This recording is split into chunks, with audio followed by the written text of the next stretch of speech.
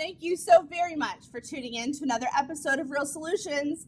I'm your host, Anna M. Aquino, and I am beyond delighted to have the awesome Dwight Bain with us today. As many of you know, I lived in Central Florida for a long time, and Dwight is a voice on the radio, is a voice in the community, has really done an impact in that area.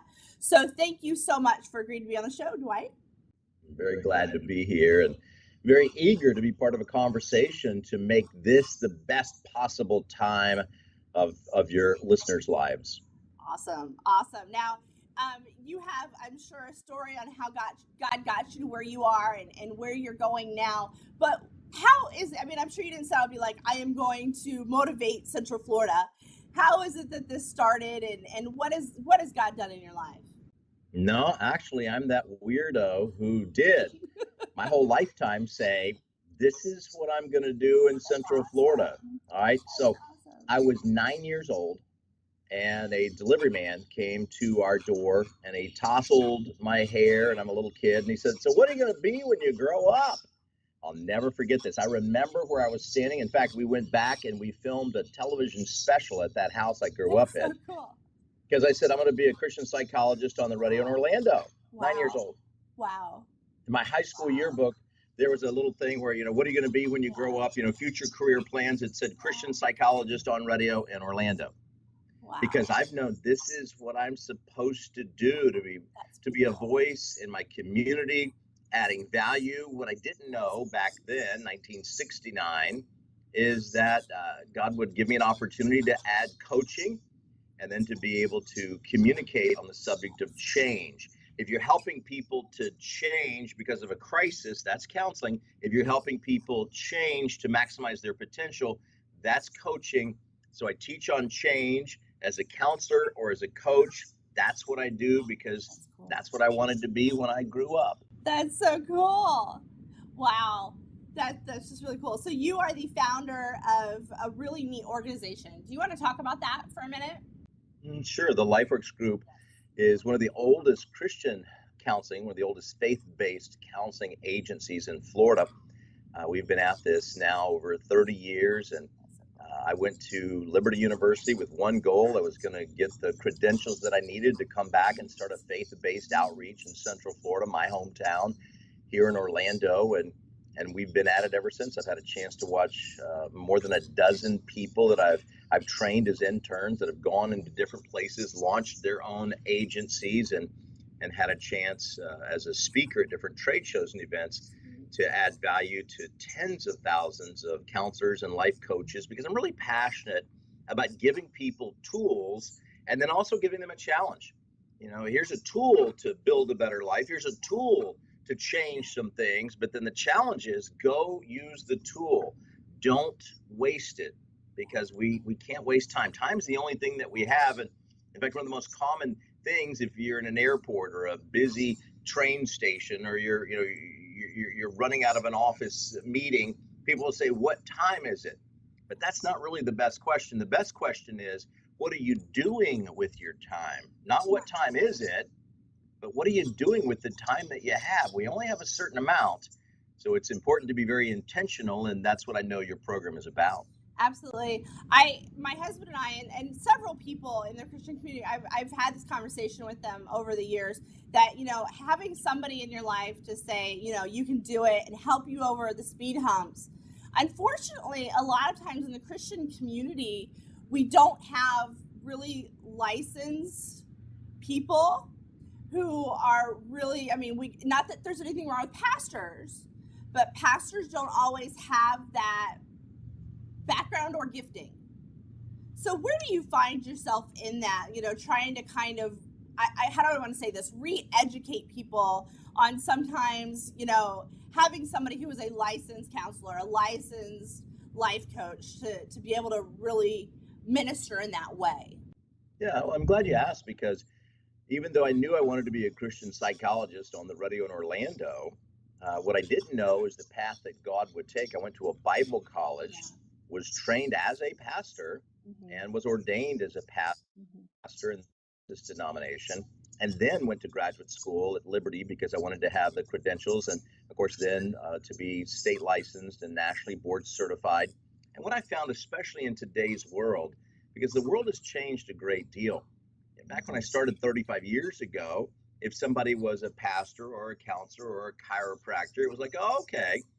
And credentialing wasn't as important. Today, however, credentialing is very important. And so if I'm, a busy mom and I've got young kids, I'm not going to pick a physician who doesn't at least meet the minimum standards in my state, even though that person may have some great ideas. Maybe they're retired and they've got some good health ideas, but I'm going to look at the credentialing that they have. And I think in today's world, we do tend to look at somebody who's credentialed or who has paid their dues, who's educated and trained, and right. So we want all of those credentials, and we want somebody who's absolutely secure in their faith journey. They know in whom they have believed, and they are convinced and committed that God is able to keep them until that day. So they've got strong faith, but they also have strong credentials. And I think both are important. Absolutely. And now you're branching out of just Central Florida. I see you've got some books. You want to talk about some of your books? Well, I was challenged by one of my mentors many years ago that whatever you say verbally will die with you. The audience will hear it and maybe they're changed, but don't impact people beyond just that one audience. So if you speak to an audience of, 1,000, or, I've spoke to audiences, 10,000, but when they leave, that's it. But if you write one book, it can go and impact hundreds of thousands of lives. And so prompted me to start writing books about 20 years ago, and to be able to partner with my friends, to co-author books, to be able to write, to add value. In fact, in my research, I've been quoted in over 20 books, but I research and I share with other authors. I share on social media, on LinkedIn, on Twitter, on Facebook, Instagram, and I'm posting every day. Here's a quote, here's a story, here's a checklist, here's a blog. Here are resources to make a positive difference in your life, to create the change so that you're living your best potential, you're living your best life instead of staying stuck. I believe that our lives are the greatest example that other people will see. And if they see a life of meaning and value, it makes them ask questions about your faith and your belief system. Absolutely. I've often quoted this story. I love it. When I had my first book published, I got an email from somewhere in Malaysia, and someone had picked up my book. I mean, I will probably never go to Malaysia. I don't want to say never, but had picked it up and read it, and I went, cool. It's like, I'm glad cool. that blessed you. So yeah, I 100% agree with that. And I think that Christians for so long have this mindset that, I always call it the Eeyore mentality, that it's just, and we need to be able to be lights in the world. We need to be able to be living our best life. We need to be able to, as I told you before, get off of our keister and do what the good Lord called us to do. So how do you find in your sphere of influence, just some stories that are just really like, people have ran with the vision and what you've laid into them that you can share? Can you share some stories? Sure. I was just sharing earlier today with a young woman who's trying to decide between college and trade school. Mm-hmm. And her family are like, no, you have to go to college. And I said, well, let's sit down and let's look at the math. And I told them the story of a young woman who I met years ago, was actually able to coach her in making the same decision because she had some academic struggles, but her family were like, no, you have to go to college. Mm-hmm. And yet she really, and I don't want to hurt anybody's feelings, but some people are just not college material. Absolutely. So we sat down and we mapped it out and we looked at her greatest gifting. We looked at her potential. We looked at her natural talents. And you can do this, by the way, through great resources and tools like the Myers-Briggs type indicator, the Strength Finder profile, Strength Finder 2.0 from Marcus Buckingham. You can go online and take the Career Direct profile. I love the Career Direct as a way to look at what are you gifted to do? Because when you're able to sit back and look at, here's what Florence Littauer's personality, here's how God designed your gifting. We saw that for her to go to college, she would have struggled and she wouldn't have done well. Fast forward, she did go to trade school. She became a makeup artist. She makes over $80,000 a year. And many people in her family that went to college can't even find a job. Right. So that the thing that I look at is what's your natural gifting, and then get the credentials, the education that fit your gifting. For some people, they need to go to college because they're going to become a teacher or an architect or a CPA. For other people, however, I've got a nephew who went to a trade school to learn how to do heating and air conditioning and plumbing. He really struggled in school, got a GED, but his starting salary was $65,000 with a 6-month education, and he'll make $65,000 a year, plus his health insurance, plus a company truck the rest of his life.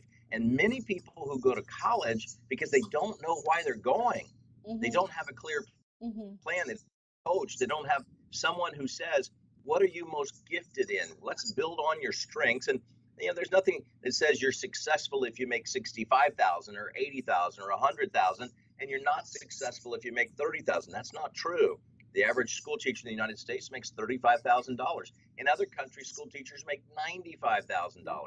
The goal is, how did God design you? What's your gifting? What's your talent? What's your natural ability? Because those are the factors we look at to then be able to coach somebody forward to building the kind of life they're living out, their passion, they're living out their purpose, and they're able to be on a path that helps them to achieve a greater level of success. And when we see stories like that, it gets me excited to go tell the next person, let's find the credential that fits instead of the credential that people in your family or somebody at the school you went to, oh, you have to go to school and get a doctorate. No, you don't, unless it fits your gifting.